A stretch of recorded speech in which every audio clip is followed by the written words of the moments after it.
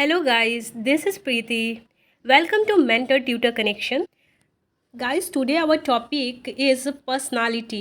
Actually ये topic बहुत ही ज़्यादा इंपॉर्टेंट है, 2 to 3 मार्क्स कैरी करते हैं अगर आप कोई भी टीचिंग रिलेटेड पेपर दे रहे हैं तो CDP में यहाँ से क्वेश्चन ज़रूर पूछे जाते हैं. सो प्लीज़ आज के क्लास को बहुत ही ध्यान से पढ़िएगा और ईच एंड एवरी पॉइंट जो मैं वीवीआई करके बताऊंगी राइट कि वेरी इंपॉर्टेंट टॉपिक है, ये पॉइंट है. सो उस पॉइंट को प्लीज़ एक बार नोट डाउन कर लीजिए. Okay, so without wasting our time हम अपने क्लास को शुरू करते हैं. सो गाइज, आप देख सकते हैं कि पर्सनालिटी के बारे में हम जैसे कि पढ़ रहे हैं, तो पर्सनालिटी है क्या. तो आपके दिमाग में सबसे पहले आएगा कि पर्सनालिटी मीन्स कि हम कैसे दिखते हैं राइट, कि जो हम हमारी जो है एक्सटर्नल फीचर हमारी बॉडी का है वो कैसा है, उस वही पर्सनालिटी है कि हम कितने अच्छे से गेटअप करते हैं. लेकिन एक्चुअली पर्सनालिटी ओवरऑल एक ह्यूमन बीइंग के अंदर किस किस तरीके की डेवलपमेंट होती है और उसके लाइक वे ऑफ ड्रेसिंग ही सिर्फ मैटर नहीं करता है, how they react, how they वो अपने आप को कैसे प्रेजेंट करता है किसी के सामने, उसकी सोच कैसी है, वो सारी चीज़ें जो है पर्सनालिटी होती है. जैसे कि आप यहाँ पे देख सकते हैं कि कैरेक्टर मतलब कि उस इंसान का चरित्र कैसा है वो बताता है उसकी पर्सनालिटी. वो किस तरीके से बिहेव करता है, बिहेवियर व्यवहार कैसा है वो होता है पर्सनालिटी.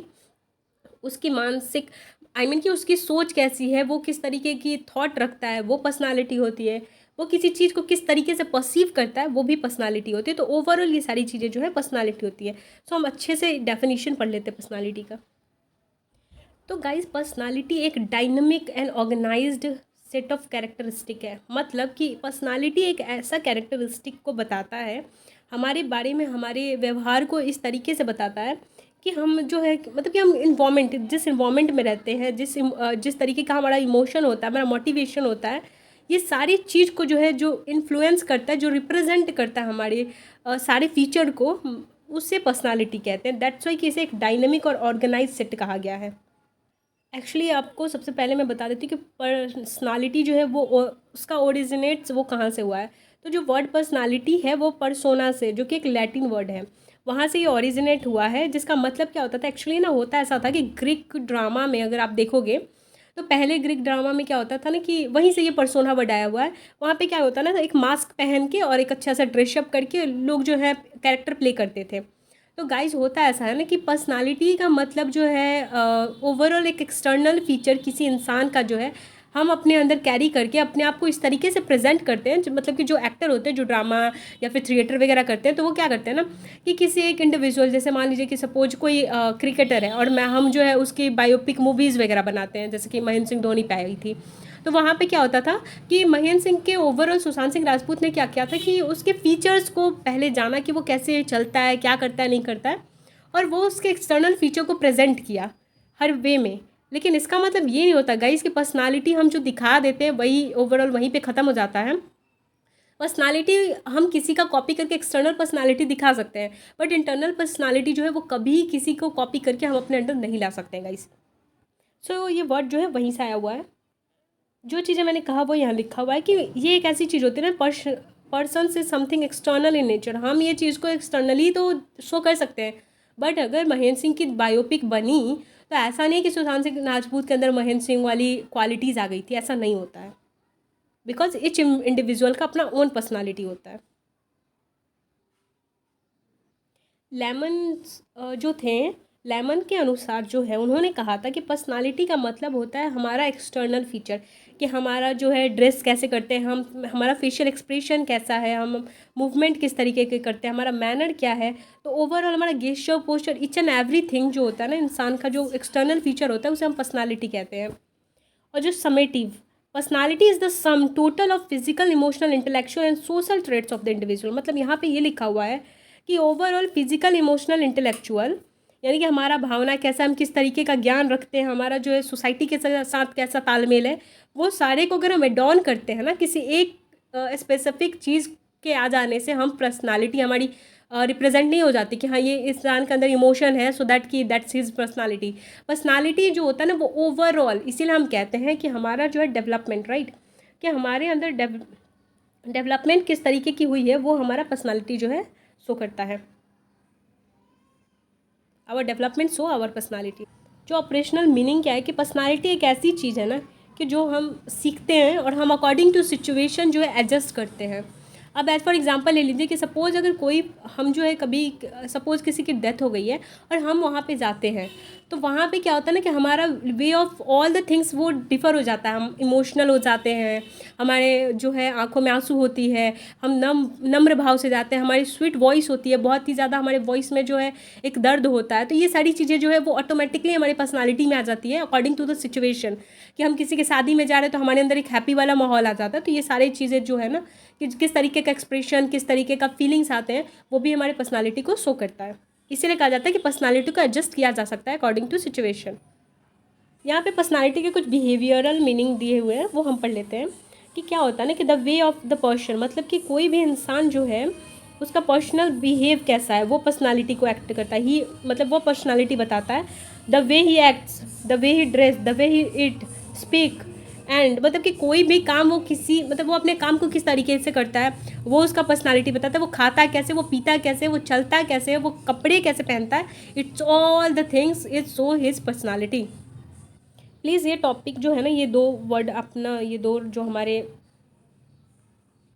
इन दोनों का ना ये टॉपिक आप प्लीज़ याद रखिएगा कि एल्पॉट और वुडवर्थ पूछते रहता है एक पेपर में कि उनके अकॉर्डिंग जो है पर्सनालिटी क्या थी।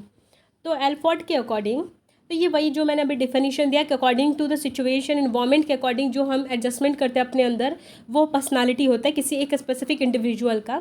ये एल्पोर्ट के अनुसार कहा गया था। और वुडवर्थ के अनुसार कहा गया था कि personality as the total quality of individual's behaviour, एक ओवरऑल क्वालिटी, जैसे हमने कहा ना कि जो सम होता है हमारे बिहेवियर का, हमारे मतलब कि सोसाइटी के साथ हम कैसे रहते हैं, हमारा इमोशन कैसा है, तो ओवरऑल जो सम होता है ना इसका, वो होता है हमारा पर्सनालिटी। तो वुडवर्थ के अनुसार ये पर्सनालिटी होता है। सो कुछ हम कैरेक्टरिस्टिक पढ़ लेते हैं, पर्सनालिटी के कौन कौन से कैरेक्टरिस्टिक हैं हम उसे पढ़ लेते हैं। तो पर्सनालिटी जो है वो डायनामिक होता है, मतलब कि पर्सनालिटी एक ऐसा चीज़ नहीं है जो कि मतलब कि बहुत ही, ये एक वाइडर कंसेप्ट होता है, ये एक वाइडर थिंग होता है किसी ह्यूमन के अंदर, जो कि ग्रो करता है, डेवलप करता है और बदलता रहता है। यहाँ पे आप देख सकते हैं growing, ever developing and ever changing, मतलब कि जो हमेशा बदलता रहता है, हमेशा ग्रो करता है, हमेशा उसमें मतलब कि डेवलपमेंट होती है, वृद्धि होती है। रीज़न कि हम जो है जैसे जैसे हमारी ग्रोथ होती है, जिस इन्वायरमेंट में हम रहते हैं, अकॉर्डिंग टू इन्वायरमेंट हमारे अंदर ये चीज़ें जो है बदलती रहती है। ऑर्गेनाइज एंड इंटीग्रेटेड, पर्सनालिटी एक ऐसा चीज़ होता है ना कि जो कि हम एक, मतलब कि ओवरऑल हम ऐसा नहीं कर सकते कि हम कहीं खड़े हैं तो एक ही बार हंस दिए, रो दिए, इतने से ओवरऑल हम अपने सारे जो है मतलब कि जो भी हमारे अंदर इमोशन है, जो भी हम चीज़ें जानते हैं वो हम दिखा दिए तो वो हमारी पर्सनालिटी को बता देता है। नहीं, एक्चुअली पर्सनालिटी एक ऑर्गेनाइज्ड वे होता है जिसे एक प्रॉपर तरीके से हम प्रेजेंट करते हैं। नेक्स्ट जो है साइकोलॉजिकल सिस्टम, मतलब पर्सनालिटी जो होता है ओवरऑल हमारे मानसिक, हमारे मतलब कि मानसिक थॉट किस तरीके के होते हैं ना, मन के अंदर हमारी जो चीज़ें चलती है उसके अकॉर्डिंग, जैसे कि यहाँ पे habit attitude, emotions, sentiments, motives and believes, all जो ये सारे साइकोलॉजिकल चीज़ें होती हैं ना, वो सब जो है हमारे पर्सनालिटी को जो है रिप्रेजेंट करती हैं। और दैट्स बिकॉज कि पर्सनालिटी इज़ डायनेमिक ऑर्गेनाइजेशन, इसीलिए पर्सनालिटी को किसी इंडिविजुअल का डायनेमिक ऑर्गेनाइजेशन कहा जाता है, जो कि उसके मानसिक थॉट, जैसे कि मानसिक मतलब कि जो ओवरऑल कलेक्शन होता है, लाइक कि सेंटीमेंट, मोटिव्स, उसकी बिलीव कैसी है, उसका भावना कैसा है, उसका एटीट्यूड कैसा है, वो सबको जो है रिप्रेजेंट करता है। यहाँ पे आप देख सकते हैं कि डिटरमाइनिंग टेंडेंसीज, यहाँ पे यूनिक एंड एडजस्टेबिलिटी, राइट। तो पर्सनालिटी जो है हम एडजस्ट कर सकते हैं। पर्सनालिटी एक यूनिक क्वालिटी होती है किसी भी दो इंडिविजुअल जो होते हैं, मतलब सपोज ना कि ऐसा नहीं हो सकता कि दो सिबलिंग्स हैं तो हम ये कह दें कि दोनों सिबलिंग्स के अंदर सेम पर्सनालिटी है, नेवर। अगर वो कोशिश भी करे ना, मतलब कोई भी दो इंडिविजुअल को अगर उसके ओवरऑल थॉट और सारी चीज़ें मैच आउट हो भी रही है ना, तब भी उसके अंदर सो मैनी डिफरेंसेस है, बिकॉज कि एक मतलब कि एक ह्यूमन बींग के अंदर जितनी क्वालिटीज़ होती है ना, वो सारी क्वालिटीज़ जो है उसकी पर्सनालिटी को डिफाइन करती है, राइट। तो ऐसा नहीं हो सकता कभी भी कि एक ह्यूमन और मतलब कि दो इंडिविजुअल को अगर हम ले लिया जाए तो उसके ईच एंड एवरी एस्पेक्ट जो होता है ना, ईच एंड एवरी जगहों पे जो है वो सेम हो, राइट। तो इसीलिए इसको यूनिक कहा गया है। एडजस्टेबिलिटी मतलब according to situation, according to environment, ये जो है ये चेंज होता रहता है और ये कंटिन्यूसली ग्रो करता है। डिटरमाइन टेंडेंसी मतलब कि ये एक ऐसी टेंडेंसी होती है ह्यूमन के अंदर जो कि हमें जो है लाइक मोटिवेट करता है सिचुएशन को लेके कि हाँ ये सिचुएशन ऐसा है, सो हमें ऐसा होना चाहिए। सो अकॉर्डिंग टू डेट हमारी पर्सनालिटी जो है डेवलप होती है। पर्सनालिटी सोशेबिलिटी इसलिए कहा जाता है बिकॉज कि society play important role. Society क्या करता है, तो एक बहुत ही इंपॉर्टेंट रोल प्ले करता है किसी भी इंडिविजुअल के अंदर एक गुड पर्सनालिटी डेवलप करने में। क्योंकि क्या होता है ना कि हम जिस इन्वायरमेंट में रहते हैं, तो इन्वायरमेंट में रहने की वजह से हम लोगों को देखते हैं कि अरे ये बहुत अच्छे हैं, इनकी सोसाइटी में बहुत वैल्यू है, या फिर ये काम कर रहे हैं, सो दैट के अकॉर्डिंग टू दैट हम भी अपने आप को वैसा बनाना चाहते हैं, और उसके वजह से हमारी पर्सनालिटी जो है वो बूस्ट अप हो जाती है, मतलब कि डेवलपमेंट हो जाती है, वृद्धि हो जाती है हमारी पर्सनालिटी में। गोल डायरेक्टेड होता है, जैसे कि गोल डायरेक्टेड मतलब कि किसी भी पर्सन, मतलब कि पर्सनालिटी की वजह से ना, हम पॉजिटिव पर्सनालिटी है, निगेटिव पर्सनालिटी है, सो अगर हमारे अंदर पॉजिटिव पर्सनालिटी है और हमारे आसपास के लोग भी बहुत ही ज़्यादा पॉजिटिविटी उनके अंदर है लाइफ को सेटअप करने के लिए, सो अकॉर्डिंग टू डैट ना हम भी वैसे बन जाते हैं, और हमारे अंदर जो है गोल अचीव करने का जो है फीचर क्रिएट हो जाता है। पर्सनालिटी कंसिस्टेंसी, इसलिए इसको ऐसा कहा गया ना बिकॉज कि पर्सनालिटी एक ऐसा चीज़ है ना जो कि कंटिन्यूअस प्रोसेस होता है। ऐसा नहीं हो जैसे डेवलपमेंट कंटिन्यूअस प्रोसेस है, हमारे डेथ के बाद ही वो ख़त्म होगा, वैसे ही पर्सनालिटी भी जो है वो कंटिन्यूअसली हमारे अंदर चेंजेस होते रहते हैं, चाहे हमारा वक्त के साथ पर्सनालिटी और अच्छा हो या बुरा हो, बट वो कंटिन्यूअसली चेंजेस होते हैं, उसमें वृद्धि होती है और उसमें डेवलपमेंट होता ही रहता है।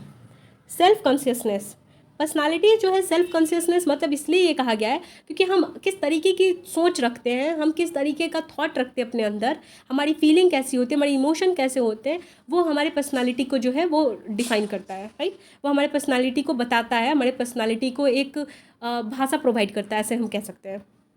एक्चुअली यहाँ पर टाइप्स हैं, तो पर्सनालिटी के दो टाइप्स होते हैं, जैसे कि टाइप्स और ट्रेट्स। टाइप्स मतलब कि प्रकार, और ट्रेट्स ये दोनों के बारे में हम थोड़े अच्छे से डेप्थ में पढ़ लेंगे।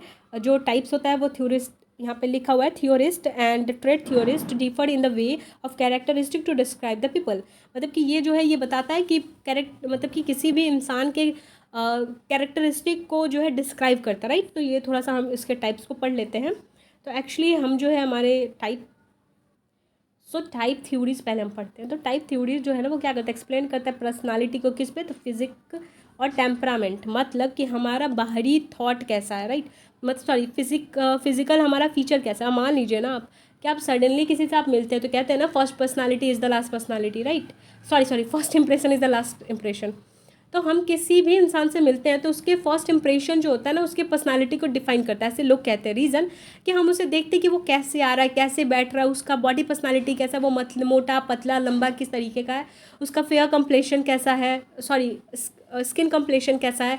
तो ये सारी चीज़ें जो है फर्स्टली हम फिजिकल मतलब कि उसके फिजिकल पर्सनालिटी के बारे में जानते हैं।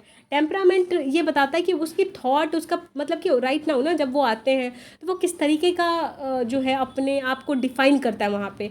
अब इंटरव्यू में जाने वाले पर्सन जो है वो अपने आप को हम्बल, सेंसिटिव, डिसेंट पर्सन की तरह अपने आप को प्रेजेंट करेंगे। और कभी कभी जो है हम किसी से मिलते हैं सडन, और हम किसी मतलब कि कोई सडन कोई हार्डली डिबेट और डिस्कशन के अकॉर्डिंग मिल रहे हैं, तो हम पे वहाँ पे हम एटीट्यूड, एग्रेशन, ईगो, इस तरीके का थॉट बड़ा होता है। So that's our personality at that time. तो ये टेम्परामेंट हो गया हमारा। तो जो पर्सनालिटी है उसके यहाँ पे कुछ टाइप्स दिए हुए हैं, ये सारे टाइप्स जो है हमें पढ़ना है। First Jung's classification, Kretschmer's, Sheldon and Friedman's. So ये सारे क्लासिफिकेशन पढ़ लेते हैं हम लोग अच्छे से।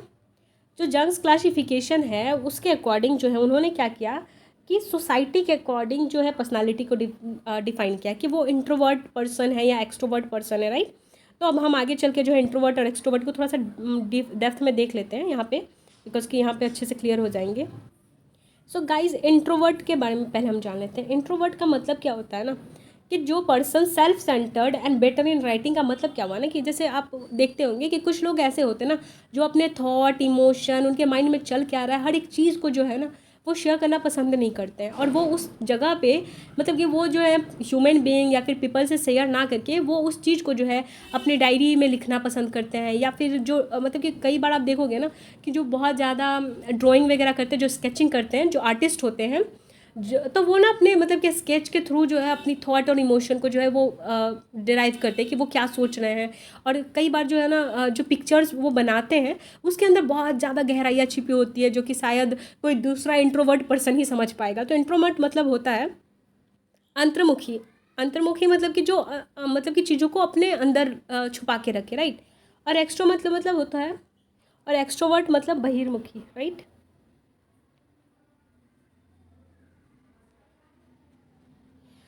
इसमें क्या होता है कि ये पर्सन जो होते हैं ना, वो अपनी चीज़ों को, मतलब कि वो जो उनकी इंटरेस्ट होती है, उनकी अंदर जो भी बातें चल रही हैं ना, वो उस चीज़ को बोल के एक्सप्रेस करना ज़्यादा मतलब ज़्यादा उन्हें अच्छा लगता है। कि वो अगर मान लो बहुत खुश हुए हैं तो वो चाहेंगे कि वो अपने खुशी को बहुत ज़्यादा लोगों से बताएं, या फिर उन्होंने लाइफ में कुछ अचीव किया है तो वो उस चीज़ को पार्टी करना चाहेंगे, एंजॉय करना चाहते हैं। तो ये इस तरीके के होते हैं। और एम्बीवर्ट मतलब बैलेंस लोग, जैसे कि ये मतलब मुझे बहुत ही ज़्यादा इस तरीके की क्वालिटी अच्छी लगती है कि according to situation, according to मतलब कि क्या लाइफ में चल रहा है उसके अनुसार जो है वो कभी इंट्रोवर्ट और कभी एक्सट्रोवर्ट है। मतलब मान लो कि लाइफ कुछ सीरियस चल रहा है तो वो उस टाइम कुछ दिनों के लिए इंट्रोवर्ट हो गए, फिर लाइफ जो है काम चल रही है, मतलब नॉर्मल चल रही है, तो वो एक्सट्रोवर्ट हो गए। ये जो होते हैं ना, ये एम्बीवर्ट टाइप पर्सन जो होते हैं ना, वो बैलेंस्ड रहते हैं, दोनों ही चीज़ें उनके अंदर होती है। या पिक्चर से भी क्लियर हो जाएगा कि एक्सट्रोवर्ट क्या है। ये हैप्पी लोग होते हैं, मतलब कि अपनी चीज़ों को बहुत एक्सप्रेसिव होते हैं, मतलब कि इनको कहीं ना चीज़ों को अंदर दबा के रखने की आदत नहीं होती है। शायद इसीलिए कहते हैं ना कि एक्सट्रोवर्ट बनना इसलिए भी अच्छा है नाउ डेज, बिकॉज कि हमें बहुत ज़्यादा प्रेशर और टेंशन हमें रहता है। अगर हम एक्सट्रोवर्ट रहते हैं तो हम अपने थॉट और चीज़ों को दूसरे से शेयर करके अपने मन को जो है शांत कर सकते हैं। बट ऐसे इंट्रोवर्ट पर्सन जो होते हैं ना, उनके मन में क्या चल रहा है, किस तरीके का बर्डन है, किस तरीके का टेंशन वो झेल रहे हैं, या फिर क्या चीज़ है जो उनको परेशान कर रहा है, वो अपने तक ही रखते हैं। कोई उन्हें दूसरा नहीं मिलता जो उन्हें मोटिवेट कर पाए, उनकी प्रॉब्लम को समझ पाए, जान पाए, उनको एक अच्छा सॉल्यूशन दे पाए, गाइडेंस दे पाए। ये कहीं ना कहीं जो है थोड़ा सा मतलब कि ना वो आजकल के ज़माने के लिए ये जो है बहुत ही ज़्यादा थोड़ा रिस्की हो जाता है ऐसे लोगों के लिए। ये मेंटली बहुत ज़्यादा डिप्रेस फील करते हैं। तो जैसे कि जॉन्स ने जो थे, उन्होंने जो क्या बताया, जॉन्स थे तो उन्होंने ये क्लासिफिकेशन जो है ह्यूमन के थॉट फीचर, मतलब कि उनके बिहेवियर को देखते हुए बताया। और यहाँ क्रैचमर्स जो हैं, उन्होंने क्या किया है कि उन्होंने क्लासिफिकेशन किया on the basis of body type, कि बाहरी फीचर, एक्सटर्नल फीचर ह्यूमन का कैसा है, वो उसके बेसिस पे जो है डिफाइन किया है कि हाँ ये जो है ऐसा पर्सन है तो उसका ये थॉट होगा, ऐसा पर्सन है तो ये थॉट होगा, राइट। तो हम ये थोड़ा देख लेते हैं। तो उनके अनुसार उन्होंने 3 पॉइंट को डिफाइन किया है: picnic, athletic and asthenic, sorry. Asthenic होते हैं एथलेट, मतलब कि जो एथलीट टाइप होते हैं ना, एथलेटिक एंड पिकनिक। तो जो पिकनिक होते हैं उनकी बॉडी फीचर फैट टाइप होते हैं, और fat is more than muscles, मतलब इनमें फैट तो होता है लेकिन मसल्स बहुत ज़्यादा होते हैं। मतलब कि एक मोटे आदमी होता है जो कि नॉर्मल मोटा है, ठीक है ओवरऑल, बट कुछ ऐसे मोटे लोग होते हैं जिनके अंदर मसल्स ओवरफ्लो होता है, नहीं कहते कि बहुत ज़्यादा मसल्स होते हैं।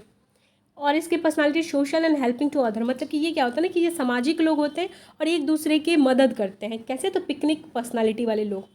एथलेटिक पर्सनालिटी के जो लोग होते हैं, एथलेटिक वाले जो होते हैं, वो हेल्दी होते हैं, balance between the muscles and the bone, मतलब कि ये हेल्दी होते हैं, स्वस्थ होते हैं, और इनके बोन्स और मसल्स के बीच एक बहुत ही अच्छी तरीके का बैलेंस होता है। मतलब कि ये क्या होता है ना कि ये वर्कआउट एथलेटिक, मतलब कि एथलीट टाइप होते हैं ना, तभी तो एथलेटिक कहा गया है। तो जो एथलीट होंगे उनके अंदर एनर्जेटिक होंगे, वो ऑप्टिमिस्ट होंगे, एडजस्ट टू एनी सिचुएशन। मतलब कि ये जो होते हैं ना, ये बहुत ही ज़्यादा उत्सुक होते हैं, मतलब जोशीले टाइप होते हैं, और ये जो है अकॉर्डिंग टू सिचुएशन अपने आप को जो है मतलब एडजस्ट कर सकते हैं, ये इस तरीके के होते हैं। और एथेनिक जो होते हैं ना, एस्थेनिक लोग जो होते हैं, इस तरीके की पर्सनालिटी जो क्रैचमार ने क्लासीफाई किया, उसमें वो क्या होता है: thin, lean, tall, no muscles, only bone. मतलब ये इतने पतले और दुबले होते हैं और इनकी हाइट लंबी होती है, और कहीं ना कहीं इनके अंदर मतलब कि इनके बॉडी में मसल्स बहुत ही कम, हड्डियाँ ज़्यादा उभरी हुई दिखाई देती हैं। मतलब ये बहुत ही ज़्यादा दुबले पतले और हड्डी टाइप पर्सन दिखते हैं, जिसके ऐसे देख के लगता है कि स्केलेटन को खड़ा कर दिया गया है। ठीक है। ये क्या होते हैं? ऑन सोशल, मतलब कि ये सामाजिक बिल्कुल भी नहीं होते, बहुत ही शर्मीले होते हैं। पेसिमिस्ट एंड ऑलवेज अलोन, मतलब कि ये जो है आशावादी नहीं होते हैं और हमेशा जो है अकेला रहना पसंद करते हैं। यहाँ पे हम थोड़ा सा फिगर के थ्रू समझ लेते हैं। यहाँ पे आप देख सकते हैं ये जो होता है ना, ये किस तरीके की पर्सनालिटी है, एस्थेनिक। ठीक है। ये जो है वो किस में आएगा, आप गेस करो, आप कमेंट में प्लीज़ बताना। तो ये जो मिडल वाले हैं ना, ये एथलेटिक जो होते हैं, ये वो हैं। और ये जो है पिकनिक टाइप, मतलब कि जो मोटे हैं, हेल्दी हैं, जिनके मसल बहुत उभरे हुए हैं। और ये जो है ये मतलब फिट एंड फाइन होते हैं, मसल्स और बोन्स के बीच बहुत ही अच्छी तरीके से तालमेल रहते हैं। और ये जो है तो पतले लंबे होते हैं और बहुत ही ज़्यादा इनके मसल बहुत ही इनमें कम पाए जाते हैं, और सो दैट कि ये थोड़े से बहुत ही ज़्यादा दुबले से दिखते हैं। Now we read Sheldon. Sheldon classification के बारे में हम थोड़ा पढ़ लेते हैं। तो सेल्डन ने जो है क्लासीफाई किया ऑन द बेसिस ऑफ 3, मतलब उन्होंने 3 टाइप के डिफाइन किया है अपने अकॉर्डिंग। उनका थॉट था कि पहले उन्होंने कहा है endomorphic, then ectomorphic and then mesomorphic.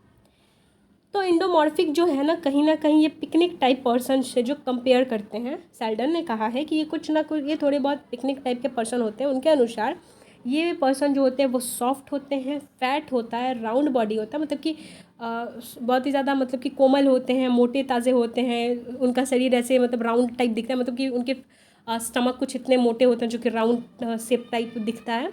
और कहीं ना कहीं ये जो होते हैं ये सोशल और रिलैक्स्ड, मतलब कि ये सामाजिक आदमी होते हैं और हमेशा अपने आप को रिलैक्स फील करते हैं। ये इनको इसीलिए पिकनिक टाइप के पर्सन से जो है कंपेयर किया गया था, बिकॉज उनका भी वही फीचर था जो क्रेचमर ने बताया था। इक्टोमॉर्फिक जो होते हैं ना, these are the people who are tall, thin, fat, chest, मतलब कि यह क्या होता है ना कि ये पतले होते हैं, साथ ही साथ लंबे होते हैं, इनके चेस्ट जो है चिपटी होती है, और skin and having the skin and bones and neutral structure, मतलब कि कहीं ना कहीं ये जो है इनको हम जो है एथेनिक जो पर्सन होते हैं ना उनसे कंपेयर कर सकते हैं, जो कि पतले दुबले दिखते हैं, चपटी सी उनकी छाती होती है, और साथ ही साथ जो है उनके बोन्स जो हैं वो बहुत ही ज़्यादा मतलब कि वो पतले दुबले होते हैं, जो साई होते हैं और सेल्फ कॉन्शियस होते हैं, मतलब कि वो अपने को लेके बहुत ज़्यादा सोचते हैं, वो रिजर्व्ड टाइप होते हैं, मतलब कि वो अपने आप में ही बहुत खुश रहते हैं, अपने आप में ही वो किसी से ज़्यादा मिलना जुलना पसंद नहीं करते हैं, और साई मतलब कि शर्मीले किस्म के होते हैं। तो इसीलिए इनको जो है एस्थेनिक, मतलब बिकॉज के एस्थेनिक वाले जो पर्सन है कहीं ना कहीं जो सेल्डम और क्रेचमर जो है ना दोनों ही अपने डेफिनेशन से मिलता जुलता है दोनों, बस दोनों के नेम अलग है। सो आप प्लीज़ याद कर लीजिएगा कि पिकनिक टाइप जो है वो इंडोमॉर्फिक होते हैं, और एस्थेनिक जो होते हैं वो इक्टोमॉर्फिक होते हैं, और मेसोमॉर्फिक जो होते हैं ना ये एथलेटिक टाइप होते हैं। एथलेटिक टाइप होने की वजह से इनकी मतलब कि इनकी भी फीचर कहीं ना कहीं एथलेटिक जो क्रिचमर ने कहा उनसे मिलता जुलता होगा। इनकी बॉडी जो है वो हेवी स्ट्रॉन्ग मसल्स होते हैं, साथ ही साथ जो ये बहुत ही active, noisy, adventurous by nature, मतलब कि ये बहुत ही एडवेंचरस लोग कौन होंगे, सिंपली आप बताओ कि जिसकी बॉडी अच्छी होगी, जो बाई मतलब कि जो हेल्दी होगा, जो स्ट्रॉन्ग होंगे, और साथ ही साथ जो है जिनके अंदर बहुत ही ज़्यादा कि करेजियस जो लोग होते हैं ना वही एडवेंचरस हो सकते हैं, राइट। तो यही यहाँ पे बताया हुआ है कि वो जो होते हैं इस तरीके के होते हैं, और कहीं ना कहीं इनको जो है एथलेटिक टाइप से जो है कंपेयर किया गया जो क्रिचमर ने कहा है। सो ये पॉइंट जो है आप प्लीज़ याद करिएगा कि किसको क्या कह सकते हैं, और दोनों जो एक दूसरे से सिमिलर है तो कौन सा किससे सिमिलर है, राइट। सो यहाँ according, so now we read Friedman's and Rosenman's classification. Friedman's और रोजमन्स का क्लासिफिकेशन जो है अब हम थोड़ा पढ़ लेते हैं। तो एक्चुअली फ्रेडमन और रोजमन ने क्या किया था कि टाइप ए और टाइप बी को, मतलब कि पर्सनालिटी को टाइप ए और टाइप बी में जो है डिफाइन किया था। टाइप ए में उन्होंने मतलब कि अलग तरीके के पर्सन को डिफाइन करके रखा था, और टाइप बी में जो है वो डिफरेंट टाइप ऑफ पर्सनालिटी जिनके अंदर है उन्हें जो है रखा है। सो थोड़ा सा हम इसे डेप्थ में देख लेते हैं। सो थ्योरी ए, टाइप ए में जो है उन्होंने डिस्क्राइब किया है कि ऐसे पर्सनालिटी के जो लोग होते हैं टाइप ए में उन्होंने रखा है कि जो रूड होते हैं, आशावादी होते हैं, रिजिड ऑर्गेनाइज्ड होते हैं, हाई स्टेटस कॉन्शियस, मतलब कि हाई स्टेटस कॉन्शियस होते हैं, मतलब कि उनको हाई स्टेटस जो है वो मतलब उस तरीके की थॉट रखना पसंद होता है, वो जो सेंसिटिव होते हैं चीज़ों को लेके, जिनके अंदर बिल्कुल भी पेशेंस नहीं होता है, इम्पेशेंट होते हैं, एंजियस होते हैं, प्रोएक्टिव होते हैं, मतलब कि किसी भी चीज़ को लेके जो है प्रोएक्टिवली वो बोलते हैं, प्रोएक्टिवली रिएक्ट करते हैं, and concern with the time management, और टाइम मैनेजमेंट को लेके बहुत ज़्यादा कंसर्न रहते हैं, बहुत ज़्यादा चिंतित रहते हैं, राइट। और personality are often high achieving work alcoholic, मतलब कि इस तरीके की पर्सनालिटी के जो लोग होते हैं ना वो हाई अचीविंग वर्क एल्कोहलिक, मतलब क्या होता है ना कि बहुत ही ज़्यादा उनको जो है काम को लेके बहुत ज़्यादा वो उनकी लत रहती है, उनको काम करना बहुत ज़्यादा पसंद होता है। ऐसे लोगों को जो है इस कैटेगरी में रखी जाती है। और उन्होंने जो है बिहेवियर को कुछ पॉइंट, मतलब उन्होंने 3 पॉइंट से बिहेवियर को रखा है। 3 पॉइंट में ऐसे लोग जो होते हैं वो अनफ्रेंडली होते हैं। सेकेंड जो पॉइंट उन्होंने रखा है कि ऐसे लोगों के अंदर बिल्कुल भी पेशेंस नहीं होता है, और कंपटेटिव ड्राइव के होते हैं, लाइक कि उनको आगे निकलने के लिए, मतलब इस तरीके की आगे निकलने वाली प्रवृत्ति जो होती है ना उनके अंदर पाई जाती है, वो बहुत ही कंपटेटिव नेचर के होते हैं। और जो सेकंड टाइप के पर्सन हैं उन्हें जो है उन्होंने रखा है इस कैटेगरी में जो work steadily and enjoy achievement, मतलब लाइफ में जो भी वो अचीव करते हैं उस चीज़ को वो एन्जॉय करते हैं, पहली तो उनके अंदर ये खासियत होता है। दूसरा जो होता है ये पर्सन जो होते हैं more on enjoying the game regardless of winning और लूजिंग, मतलब अगर वो किसी तरीके का मतलब कि कोई गेम या कोई कॉम्पिटिशन उनके साथ अगर होता भी है तो उन्हें इससे फ़र्क नहीं पड़ता कि वो हार रहे हैं या जीत रहे हैं, वो उस चीज़ को टोटली एन्जॉय करते हैं। सेकंड जो होता है इस तरीके के लोग जो है writer, counsellor, therapist, actor and actress, मतलब attracted to career of achievement, मतलब ऐसे लोग जो होते हैं ना वो इस तरीके के करियर को पसंद करते हैं, like as a writer, as a counsellor, as a therapist, actor, actress, because किस तरीके की मतलब कि करियर जो है उन्हें पसंद होती है। नेक्स्ट जो होता है However, network and computer systems managers professionals judgment are more likely to be the type B individual as well. साथ ही साथ जो है वो कंप्यूटर सिस्टम मैनेजर, प्रोफेसर, जज, इस मतलब कि ये प्रोफेशन भी जो है वो पसंद करते हैं ऐसे लोग. देयर पर्सनल कैरेक्टर में enjoy exploring ideas and concept. उनका पर्सनल जो कैरेक्टर होता है वो मतलब कि उनका नेचर कुछ इस तरीके से होता है ना कि वो आइडियाज़ और कंसेप्ट मतलब किसी चीज़ को लेके ना वो एक्सप्लोर करना ज़्यादा पसंद करते हैं. जो भी थॉट और आइडियाज़ उनकी होती है ना वो एक्सप्लोरिंग टाइप होती है कि मतलब कि हाँ अगर उन्हें कोई भी चीज़ पता चलता है ना तो वो उस चीज़ को डेप्थ में जानने की बहुत ही ज़्यादा कोशिश करते हैं, इच्छुक रहते हैं वो जानने के लिए. Outer and inner world, they are often reflective and think of. तो वही चीज़ है कि वो जो है आउटर और इनर दोनों मतलब नहीं होता कि किसी भी चीज़ को इतनी गहराई से जानते हैं ना कि वो बाहरी और अंदरी दोनों ही तरीके की चीज़ों को जो है वो अच्छे से जानने की कोशिश करते हैं. ऐसा नहीं कि कोई भी चीज़ मतलब नहीं कहते हैं लोग कि हाँ नॉर्मली हमने जो है ओवरऑल चीज़ें जो है थोड़ा बहुत हमने देख लिया है, बट ये नहीं होता, ये इन डेप्थ जाते हैं. साथ ही साथ जो है हिपोक्रेटिक टाइप के जो अप्रोचेज अगर पेपर में पूछते हैं कि कौन कौन से टाइप जो है हिपोक्रेट्स होते हैं तो आप ये 4 पॉइंट जो है वो वहाँ लिख सकते हैं. सैंग्विन,